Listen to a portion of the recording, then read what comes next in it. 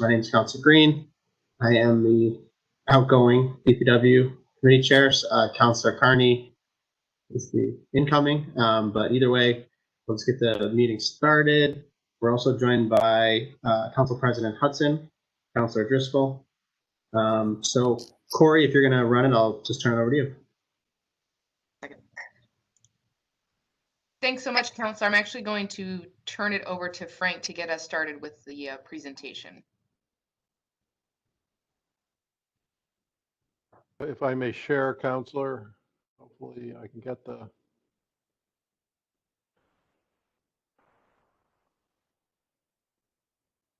Hopefully that's working. I thought we might spend a couple minutes talking about the status of the existing FRB award, where we are on the two projects that were funded, and then Corey and I will split talking a little bit about the potential for some future projects under the FRB, if that's okay. And if I can get the slides to go. So we received $4 million under the Financial Restructuring Award. The first $2 million was for the city streetlight project, which the board saw as being a major source of savings for the city over the long run. We obviously see it both as a financial savings and a strategic move for the city as we move into programming under surge and other data-driven kinds of programs. The budget for the streetlight project for the $2 million is under development. There are two possibilities. It could be either one of these two, or it could be some combination of the two. So originally, the FRB looked at this as reducing the debt requirements. We went back to the board and suggested that in the context of multi-million-dollar debt, $2 million pay down of the bonds may not be the most strategic use of those dollars. And we suggested that at least some portion of the $2 million be used for programming. So as you all know, and we can discuss in more detail at probably another time, the nodes, the infrastructure that the streetlights afford us is almost as interesting as the financial advantages of owning the streetlights and converting them to LEDs themselves. So we received, I want to be careful here, we received agreement from Albany that they would review whatever we submitted, that they would not require that it be solely reduction of the debt. They made no commitments around if we provide them with programming, a request to use the dollars for programming, but that they saw some of the wisdom in our request and that they would take it seriously. So that budget is under development, and I hope that we're going to be able to submit that in the next few weeks. The financial side of it is done. We need to add in the programming piece. The other $2 million was for time and attendance, software implementation, and then also payroll and human capital management upgrades to our existing PeopleSoft enterprise software. Candidly, we've talked about this in other venues. The pandemic caused a variety of delays to the Kronos implementation. The city obviously moved on to or was distracted towards other projects in terms of being able to just function with all the things that the pandemic brought. But our partners at the county that were absolutely critical to this had two significant delays. The first, pandemic related for them as well, but they also had a delay in upgrading the underlying software that is required for us to make this work. So that was delayed by several months, at least 4 months, from when they originally expected that underlying upgrade to happen. So that's behind us now. We're moving forward, full steam ahead. We meet with the county on a regular basis. We meet with Kronos on a regular basis. We're working with the SPD, the Syracuse Police Department, to will be the first example and the first to go live with both time and attendance. We're also implementing a scheduling component, telestaff, which will allow us to upgrade the way SPD and ultimately the fire department does their scheduling and their time and attendance. We've kicked off the beginnings of an RFP for support around the payroll and human capital management. We're on the verge of biting off more than we can chew to do these two in parallel. So there's a lot of internal concern about that. But I think Commissioner O'Connor would be willing to attest that we desperately need to upgrade our payroll system. And Donna Briscoe would agree that we need to upgrade the way we manage our most important asset, our people and our talent. And so we're moving that in parallel, and we expect that to be largely, if not completely, paid for by the FRB award. We have a dedicated project manager working on all of this now, Kelsey May, who's on the call and who is just doing a tremendous job, brings a wealth of experience in these kinds of implementations from E&Y. And has really gotten this moving quickly. So that's where we are on the confirmed awards. Happy to answer any questions before we move forward. Frank, do we have a updated timeline on Kronos? I mean, I know obviously there's been delays and all this, but do we know more specifically when we're expecting stuff to be implemented? We expect to be in full testing. My goal is I'm pushing the team for the end of this year. The team is pushing back hard and expects to be live in spring. I just saw Kelsey wince, but no later than early next year, Kelsey.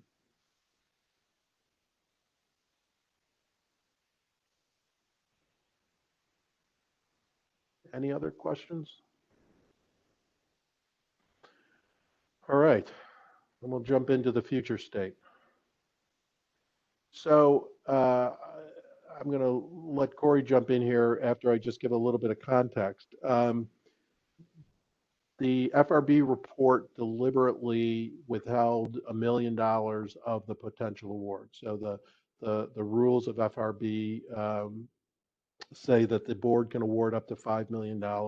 Traditionally, they will award somewhere between 3 and 4 million of that 5 million, and then make recommendations for other items that the city can, the subject city can look into and potentially come back for an additional set of funding. We've been working hard, both looking at the FRB report and looking at some other needs that the city has. And I think we have a pretty robust ask in the making. We are working with Albany, asking how we go about making a formal request for this additional $1 million. They've been a little bit cagey. I think some of that is because they're waiting to see the final budget on the $2 million street light. So it behooves us to get that in as quickly as possible. And then I think they'll be a little more willing to help us with structuring this $1 million ask. And with that, I'll let Corey talk about the two items here and a few others on the next page. Thanks, Frank. Corey Dunham, Chief Operating Officer. So the first one is one Councilor Green and President Hudson, I know you're familiar with, a sanitation study. This is really as the as the slide indicates, a comprehensive evaluation of our operation, really from soup to nuts. I think as Ann and I found, and as we referenced when we were looking to reel back some of the services that we provide to those larger properties, that we referenced at that time that we would be doing a more comprehensive study that will look at, the staffing, the, costs in terms of workers' comp, costs in terms of fleet management, best practices from other municipalities. It's only natural that they're also going to take a look at, if we were to privatize the service, what that would look like in terms of financial impact. So really, it's a thorough review of our entire waste and recyclable collection system operation. So we issued an RFP. We received bids. We've selected a firm, and so this funding would go towards funding that study. So, and I believe the timeline, I think, is about 12 months. But the firm that we're working with not only will hand us over, the studies of what the results of what the study is, but also will help us with implementation. How do we take their recommendations and really implement them, given our current system? There's no questions on that one. I can move to the next, which is one that we brought before the council, which somewhat prompted this committee meeting, entering into an agreement with OCWA, the Onondaga County Water Authority, to really look at whether or not, and this was mentioned in the FRB report, as was the sanitation study, whether or not there are elements of OCWA's system and our water system that can be combined. Obviously the source of our water will remain the same. That's not going to change, but it's how those services are delivered, how the infrastructure is repaired, how the billing takes place. It's really a comprehensive look at how our system works, how OCWA's system works, and whether or not there are some efficiencies that we could get by combining the systems, either more holistically, or even if it were certain elements that we'd want to combine. So this is a feasibility study to see, obviously there are labor implications, there are regulatory implications, and this would really be a comprehensive look to see whether or not that makes sense for the city, for OCWA, and for residents.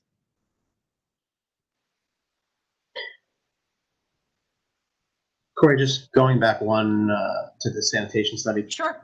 I was there, but can you remind me how much the total cost was? Does this 100K cover it, or is there more? Yeah, I believe Ann, do you remember the figure specifically from the firm? I believe it was. I do have it. So it's actually 94,500, but the not to exceed 100, fits. Mm-hmm. And then I guess similarly, I know the OCWA study is one we haven't bid yet, but do we think is the goal that this would cover the entire thing, or that it would be? I know it would be matched by OCWA, but again, is the city's outlay going to be 150, or is it going to be 300? I mean, I think, and Frank, I don't know if you wanted to jump in here, but I think given the conversations with OCWA and some experience that they have in this realm, that was their estimate. And as you referenced, Counselor, we would be sharing the cost with OCWA. So we think this is a solid estimate of what our share of the study would be. I think that captures it. That's been our understanding from the beginning.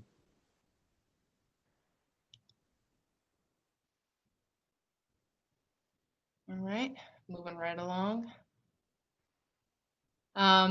So, on the same type of track, there's been a lot of conversation on the county level about sewer consolidation. And I know, I think Mary Robeson is on this call, so she can, speak to details in terms of what the possibilities might be.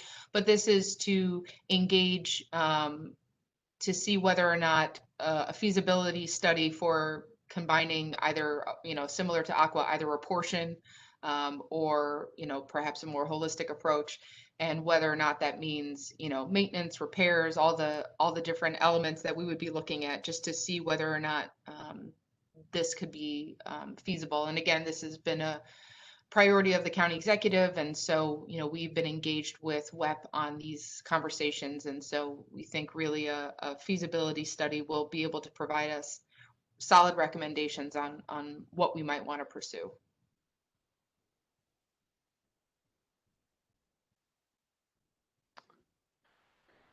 Any questions Number- on those? Otherwise, I'll throw it back to Frank. So do we have a scope for that, or I mean, what's going to be included in that? I mean, we've been working with WEP on developing. Obviously, the conversations that were taking place fairly regularly were somewhat sidelined due to COVID. So I think those conversations are ongoing. So there's not a solid scope of work, but I think we've had enough conversations that were relatively on the same page, at least in terms of what we'd want to study.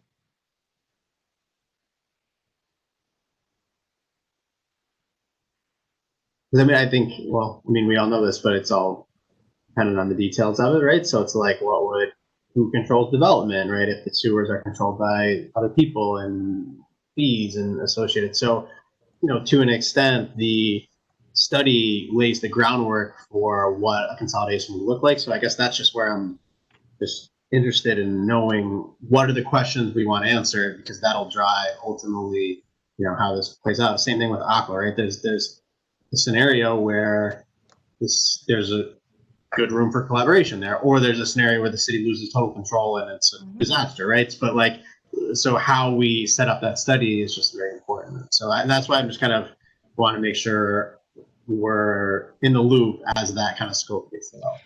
And I think I'd have to revisit the MOU for Aqua, but I believe it spells out involvement from the council so that it would be a partnership, that it's not solely the administration engaging in these conversations and decisions. I believe I think the MOU outlines a role for the council, and I would imagine the same with sewer consolidation as well. Yeah. And obviously, any MOU similar to the Aqua one that we would enter in with the county, we would come before the council to ensure that the scope that we've established is consistent with what the council is looking for.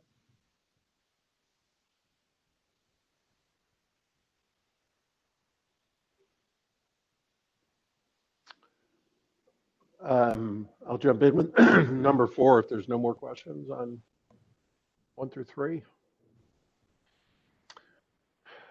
Speaking of the devil being in the details, I think the council's aware that there have been serious conversations with the county.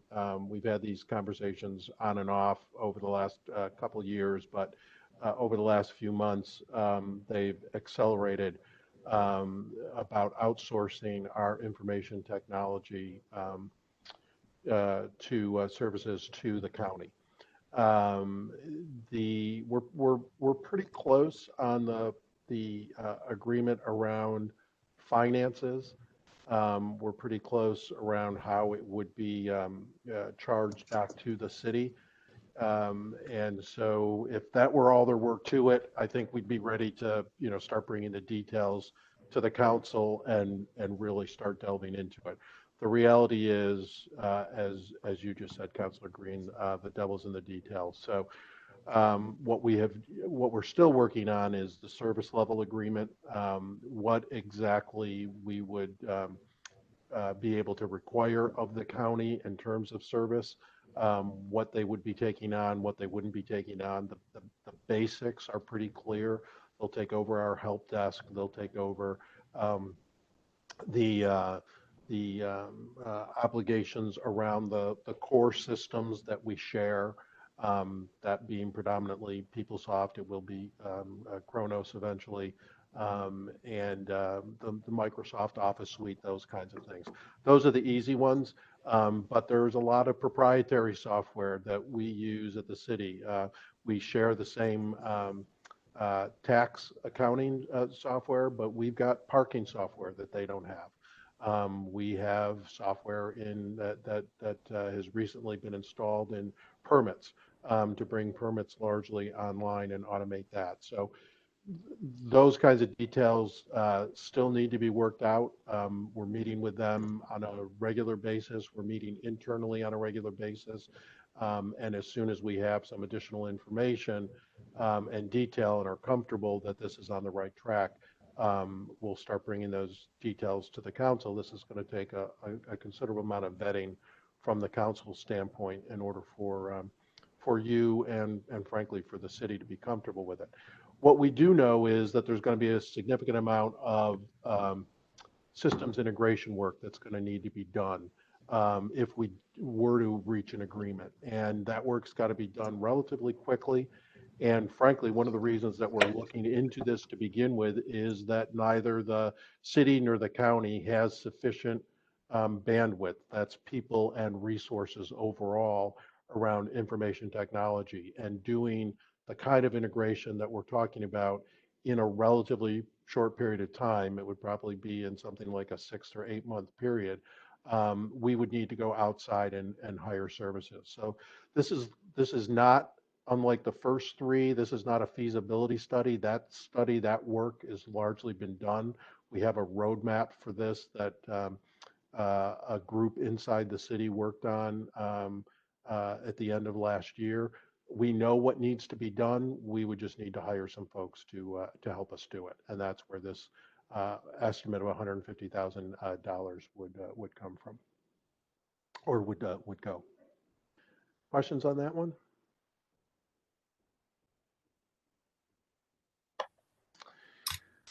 Again, number 4 and number 5, like number 1 and 3, were all in the FRB report and were recommended by FRB. Emergency Medical Services franchise bid. The FRB report opined pretty extensively around emergency medical services in the city. Spent a lot of time talking about the fire department's provision of EMS services, but also noted that unlike many other upstate cities, Syracuse has no control over the delivery of emergency ambulance and paramedic services to its residents, other than the control that we have over the work that the fire department does. But in general, we are, I don't want to say at the mercy or at the whim, but I'm at a loss for any other way to characterize it, of private companies, for profit, who may or may not be providing the best service. And in most cases, I think they are providing tremendous service. But we have no way to ensure that is ongoing.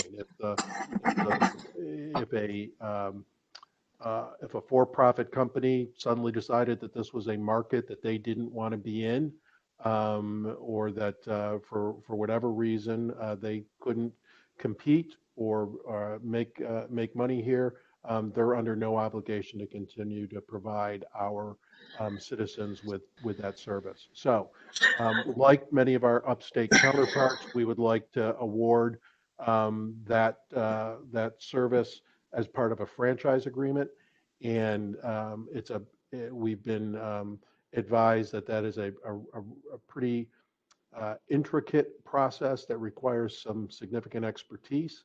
As noted, FRB was already amenable to this, and we would engage a consultant to help us develop the scope and bid process for awarding that franchise, should the council agree with us that that's an appropriate path. Can I ask a question, Frank? Certainly. Okay, because I heard what you said about being at the mercy, and I had an incident, so that's why I'm speaking on it. There should be some kind of a way. I don't know if Corey, you, Frank, maybe could sit down with the county, but I don't think that once 911 sends a dispatch to AMR, for example, it automatically goes out of our system. So there's no way to track anything once it leaves the 911 center.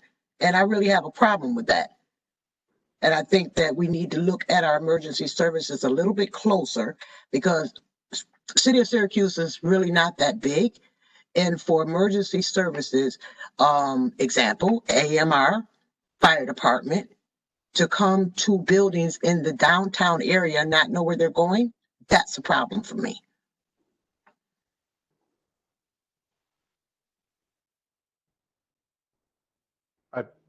I apologize, President Hudson, I had a little technical glitch there, but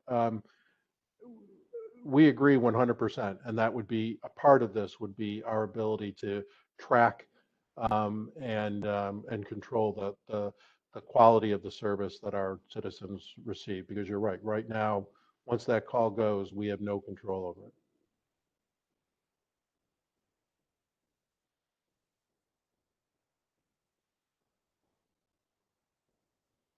And I apologize. I seem to have lost my audio.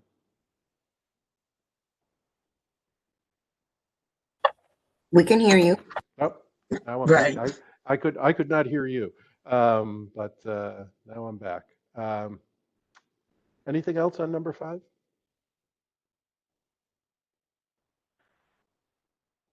Number 6, Corey, you're up.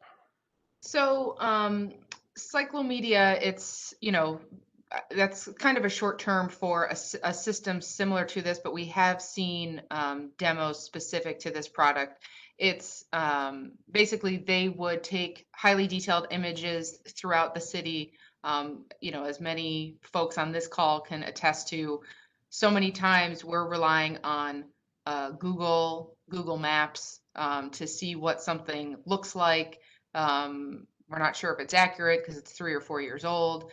And what this would provide us is a tool to not only do asset management, they would have the ability if we needed to, I know one of the concerns has been, do we really have an inventory of where all the streets that have names, honoring individuals? I'm not sure we really have an inventory of that to provide to 911. So if somebody says, to Councilor Green, I'm on Harry Lewis Way, that 911 has some idea of what that means. We do inventory of ADA ramps. We could use this imagery to help determine areas that are prone to flood, and it really allows us to do. It could be used by assessment, which it's been used by the New York City Assessment Office to do some of those desktop assessments. And so it really reduces the amount of time that staff would need to go into the field. From the images, there's 360. You can measure on the actual image. So it would be useful for code enforcement, for permit inspections. This is a technology that we think would really save a lot of staff time across the board: engineering, assessment, DPW, the water department. So it's something that we really think would improve the efficiency and have us less reliant on Google Maps to find out, what our city looks like.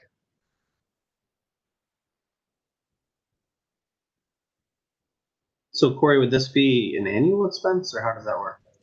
So there isn't an annual expense. It's really within our control. I think this estimate is higher than what they quoted us, but we wanted to provide the flexibility. We decide how often the images are taken. Some municipalities have images taken twice a year, 3 times a year. Some just have it taken annually, or, if we needed to, every other year. So I think from what we were asking for, it's in that 50 to 100K range. And like I said, we did a demo with, tons of departments to see whether or not they thought it would be applicable to their work. And the reviews were overwhelmingly positive that this would, reduce the amount of staff time of having to go out into the field, and would provide more tools for, like I said, the Department of Assessment of, also the images would save so that you could go back, which is something that is a bit of a challenge with Google Maps right now. If we wanted to see, I know when I was in code enforcement, we suspected that a building had been demolished, a small building out over by the Inner Harbor. We had no real way to show when it was demolished because all of a sudden one day it was just gone. And like I said, it was a small building, and so obviously it didn't, require too much to have it taken down. But this type of thing would also be able to provide over time how how things change over the coming years. So what is it per year? So I mean, it's in that 50 to 100K range per year, depending on how frequently we want to take the images. I think I think for maybe once a year, I think it was at 50. And then if you want to have the images taken, more than once a year, and obviously we would talk to departments to see whether, what's the benefit of having the images taken twice a year, whether or not that would be beneficial. So we just wanted to provide the flexibility to have that. The goal for putting this into an FRB application is that, as Corey said, this is going to absolutely increase the efficiency of a number of departments and allow us to do considerably greater volume with considerably greater accuracy, which is really what, at the bottom line, what FRB was all about. Just the use of assessment inside my portfolio. While New York State requires, an on-site visit before reassessment is done, knowing where to go and as opposed to just the highly skilled but still guess that assessment goes through on what their schedule is going to be. This really structures that into a much greater sense of accuracy before you go out in the field. So we think FRB will be very interested in this. So I can see the value in it. I guess my concern is that the savings seem somewhat nebulous. I mean, I think you can say it makes it easier for people, but are we gonna reduce staff? I mean, where does the savings come from? So part of it too is and this is a little bit outside my realm of expertise, so I would defer to Frank on some of it, but I know when this was used in New York City, the amount that they were able to generate additionally in terms of more accurate assessments was also, that they were able to get more assessments done so that things were more regularly updated. And so there was more brought in. But I mean, we would have to try and figure out how we capture the reduction in staff time. I think a lot of it too is, especially with the asset management, I think it would be helpful. We could, particularly for the water department or for DOT with DPW, the amount of time that it would take us to inventory all of our signs, to inventory all of our fire hydrants. We could certainly provide. I think it's something that a city should have a handle on. And so, we could certainly estimate how long it would take us and how much staff time it would take us to do that sort of asset mapping and asset management, and whether or not investing in this product, would be a savings. If we look at the other cities that have used this, there's a city in Florida where they can actually do desktop reassessments, which is kind of the, if you will, the holy grail of efficiency, at least.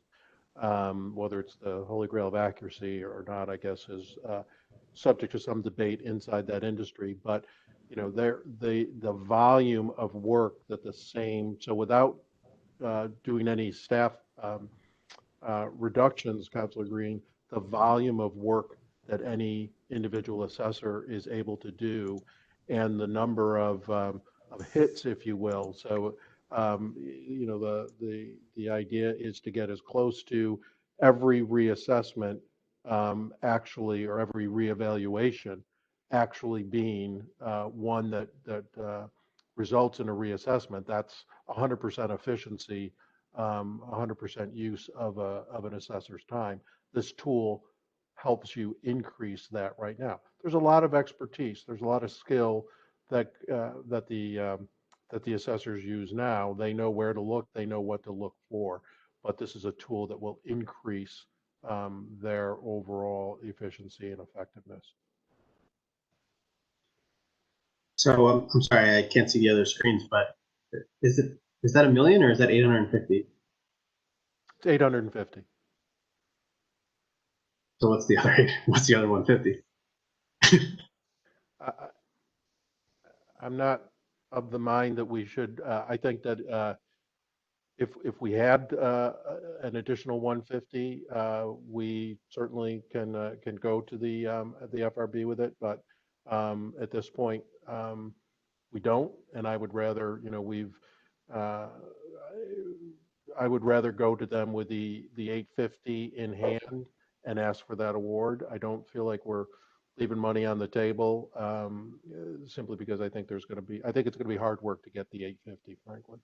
So one of the ones I know that was a recommendation was potentially some collaboration for back office functions with the school districts. What was our evaluation of that recommendation? So we are working with the school district on a variety of, in kind of a consultative way. They've gone down some back office paths that make some sense for them. They can help us with Kronos. They can help us with improving our budgeting process. They use the same budgeting software. We have not, in the course of any of those conversations, really found an opportunity for shared services. It's not that we haven't looked, it's just that none of them really made sense, simply because their operation is that while they use similar tools and they use them in similar ways, their operation is very different. Best example I can give you is human capital management. They use the PeopleSoft human capital management module. They use it exceedingly well, but it is highly adapted to a elementary and high school environment, and it would not work on a direct one-to-one basis for us. So we have not found any of those opportunities. Whereas with the county, particularly around the shared services, we found those opportunities, and we're continuing to explore others as well with the county. And some of those have come, the increased collaboration haven't really come at any necessary cost to the city. I don't think Rich DeVesti's on here, but I know he's established better working relationships with the school district around fleet management. There's not a direct cost to that. So, I mean, I'm assuming maybe that doesn't qualify as back office, but I think we are exploring ways to collaborate a little bit better, and some of those come at no cost. The final piece on the list, Councilor Green, if we had willing partners, would conceivably be a health insurance consortium, a municipal health insurance consortium. And we've yet to get enough traction, enough interest from other partners. I think we're going to get there eventually, but we don't have enough interest from other partners yet to make that a viable ask. But if we were, between now and the time that we make the ask, able to get a few willing partners, that's one of the things that we could take up the 850 to the $1 million gap with. That's the only one that has fallen off the list that we've been keeping. So just going back to the school district one, I mean, I know one area that I always find to be challenging in the role of the council is from a budgetary perspective. I mean, if you go back 20 years ago, the school district and the city budget were somewhat similar, almost the same. And then every year the school district increases 2 or 3 times higher than the cities. And I think, the way the dependent school district is set up, the council basically gets an up or down vote on the school district, and it is very politically difficult to vote down a school district budget, obviously. And I think one of the things the city struggles with is we don't have a good understanding of how efficient they are, or what their priorities are, or what their needs are. So we struggle with that. And that's why, I mean, so if you look at, their total budget versus ours, I just don't think we have a good sense of what our priorities are versus what theirs are. And there may be some, savings in terms of consolidating some of that, but also some shared priorities that the city government could say, okay, this year the city really needs to pave some of the streets, so maybe this isn't the right year to put a new field in, or whatever the school district could be. So I don't know. That was just one area that I thought jumped out at me as could be potentially beneficial for city residents. Yeah, I certainly think that the administration's policy is to be as transparent as we possibly can in the area of the city budget.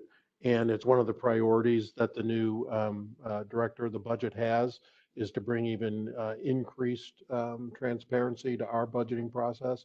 I think the school district has done a lot to move towards that. They've actually used some engagement tools that they're helping us and transparency tools that they're helping us to implement over the next few months. But I can't disagree that more transparency isn't better. I'm not sure if that would fit into an FRB ask, but we'd certainly be open to it.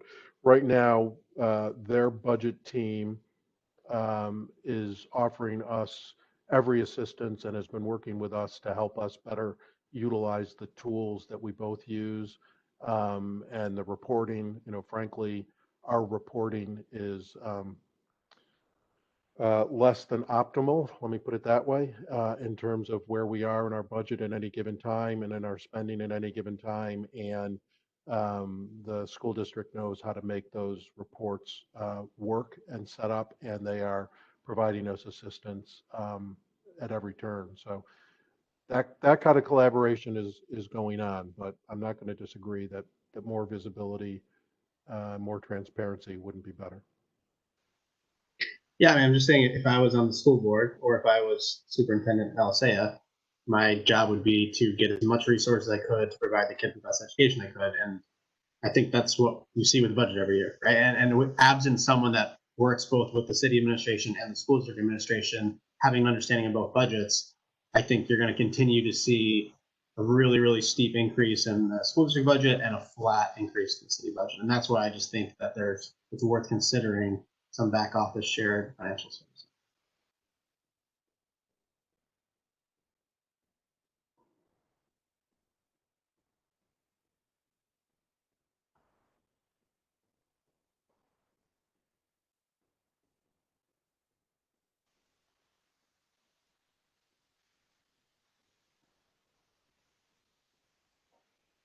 Does anyone have any other questions on any of these or suggestions?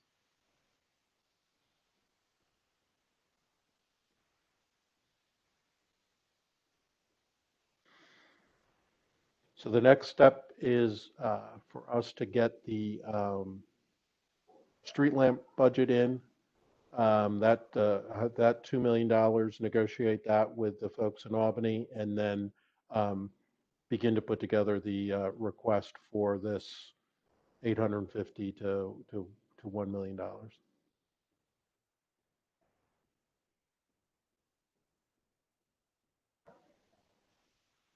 Okay. Any other questions before we close it out? Hold on one sec. President Hudson has a question.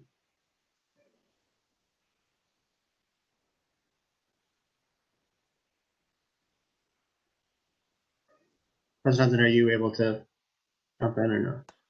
Yeah, I am. And Corey knows what I'm referring to. We contract with these folks to do a job, and then they take the parts and go dump them in the bushes on another street. So I'm hoping that we can correctly do the job that they're hired to do.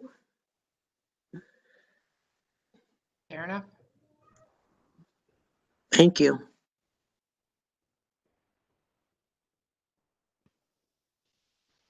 Okay. If no other questions, then I think we'll close it out. So thank you all very much. Thanks for the opportunity, Councilor. Thank you.